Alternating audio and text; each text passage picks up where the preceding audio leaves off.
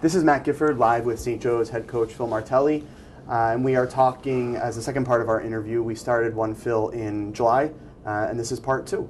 So you've had about 3 weeks now to practice with your team, I guess 3 weeks tomorrow.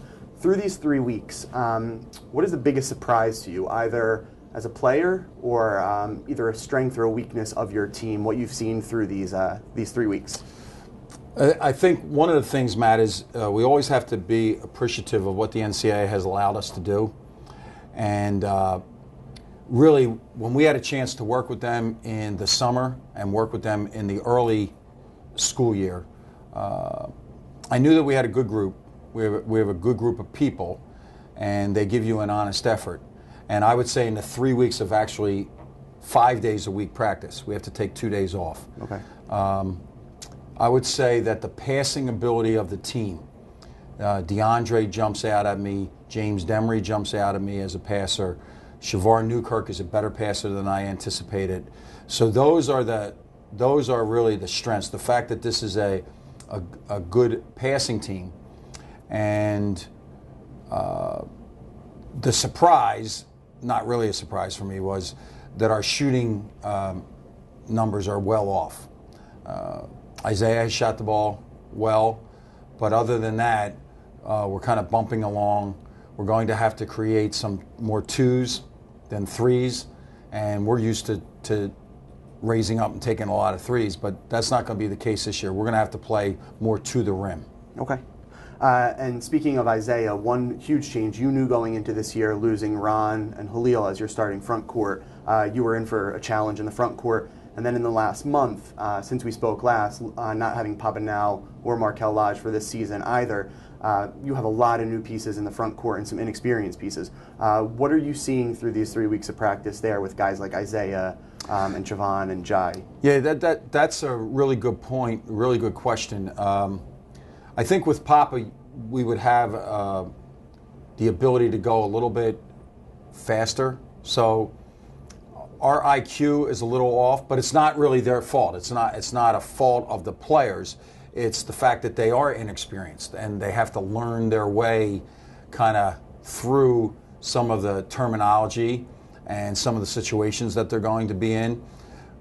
We're probably practicing about 15 minutes longer than we did last year at this time, but we're also spending a lot of time on their skills. So we start practice with a 15-minute skill session. In the middle of practice, we do an 8, 10, 12, 15-minute segment, just working on their position work. So I am concerned, as you said, we're 3 weeks in and we're 3 weeks out from playing that home game against FDU.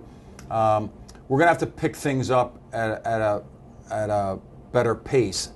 And I would say basically that's across the board. Okay. All of our freshmen are a little bit behind where I would want them to be IQ-wise. And we're doing some different things. We're actually going to put our playbook for them on the computer. We're going to go with a virtual playbook. We give them DVDs, and we're going to continue to work. But there's a lot of small things. Like one day we spent 3 minutes on what's the difference between the end of a half and the end of a game. From like a rule standpoint? Yeah, okay. and they didn't get it. Okay. We had to that pull it experience out. You have there. So, situations with where to line up on a foul shot. It's fundamental, but it's going to be needed because we can't be embarrassed. We can't have a possession that we lose because we're going to play a lot of close games this year. Right. So you have inexperience in the front court. In the back court, your co-captains this year, you have Chris Wilson and DeAndre Bembry. Last year, DeAndre being co-rookie of the year in the A-10. Kind of a two-part question here. DeAndre was named first team preseason All-Atlantic 10 as a sophomore, which is a pretty high praise for a sophomore and the only underclassman in the league getting it. How do you see him translate into a season where he went from being kind of a secondary player that really, really played well to he's going to be a marked man every game that he steps onto the court? What kind of improvements and changes do you see with him? And have you stressed with him? Well, the first thing is what I've stressed with him, that anything that anybody says about him, and there have been some publications that have listed him as the best pro prospect in the league. I actually have in my mind a standard that I'm watching to see him reach. and that would be Delante's sophomore year. Okay, that jump. When I saw that jump that Delante made, and it became evident to me at that point in time that Delante was very, very special. I've seen that with DeAndre. I think he's a special player. He hears me be vocal about to the other players that he is expected to be the best player in the Atlantic 10, that he's challenged to be the best player in the Atlantic 10, that we're going to have to help because he will be guarded differently. I think with the addition of James Demery as a very good defender, and that's James's strength right now, is his open court ability and his defensive ability. I think we can take some of that pressure off of DeAndre so he doesn't have to be the best defender and the best scorer and the best passer. What DeAndre has shown me is that the moment is not too big for him. He understands. He will continue to work, and he's continuing to exchange ideas with me. Okay. He did it last year, and that was what always stood out to me. Even as a young kid, he was comfortable enough to bring things to my attention or to ask questions, and I think we'll have the exact same kind of relationship, and that's all I'm watching for. You know, the moment can't be too big. We've had 7, 8 NBA teams come through. The moment's not too big. Agencies calling and writing and asking for access to him. He's not too big. That moment's not going to be too big for him. And I want him to lead, but I want him to also to exceed anybody else's expectations for him. Okay.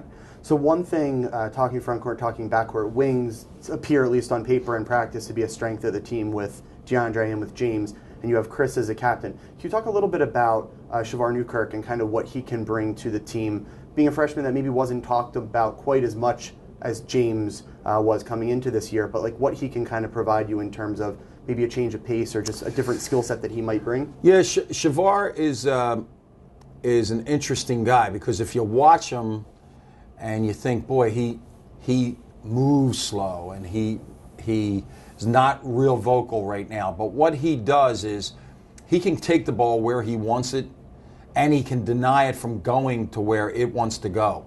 So he's a very good defender, a very good on-the-ball defender. He is a very, very, very good passer, and he's very creative.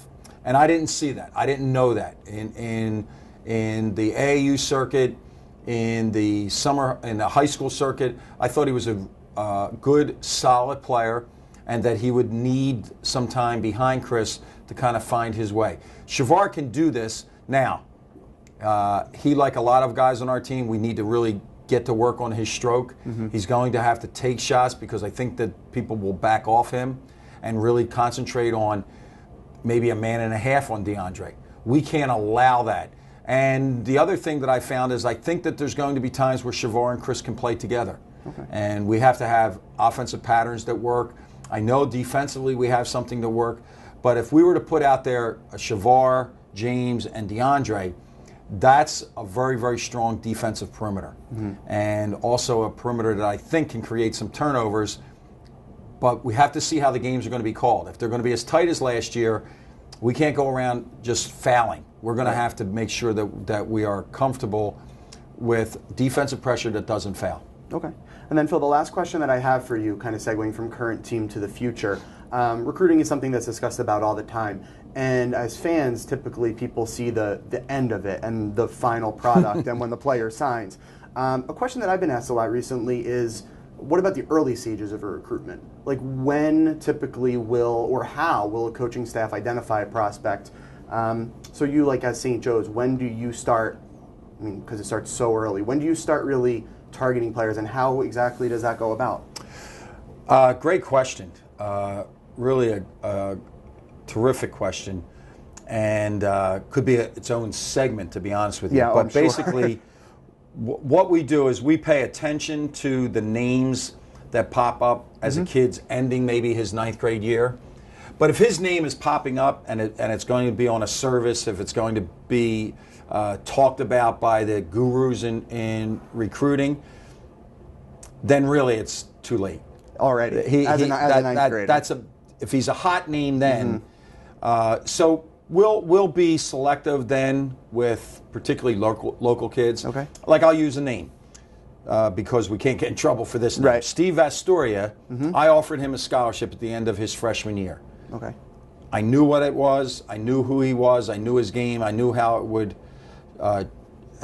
would continue to grow. But I thought that was our one chance. And then, where his recruiting went. Sophomore year, we're aware, and we're probably, if the occasion arises, we're going out to see an occasional sophomore. Okay. We're really heavy with juniors right now, very, very heavy.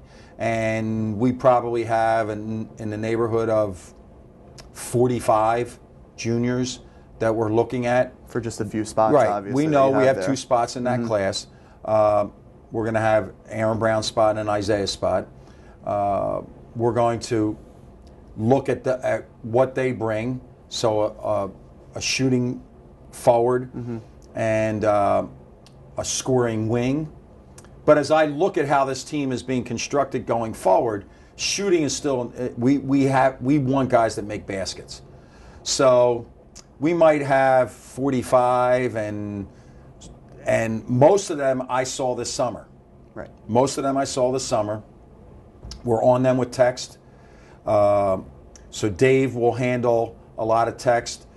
We spin guys off to Mark and to Jeff. They're gonna communicate with those kids.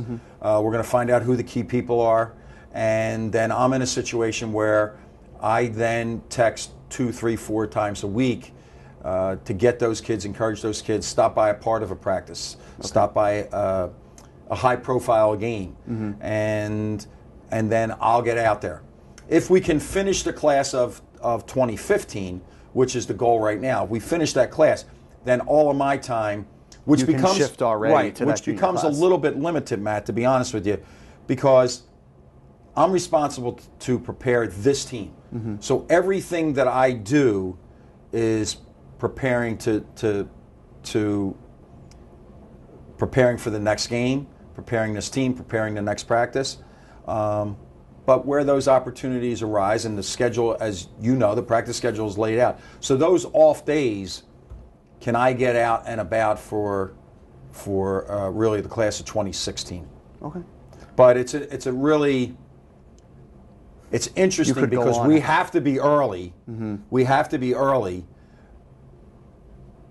But with a high profile 9th grader, it's a little bit harder for us to, because everybody's going to be early with them. Well, that's a great answer. Thank you.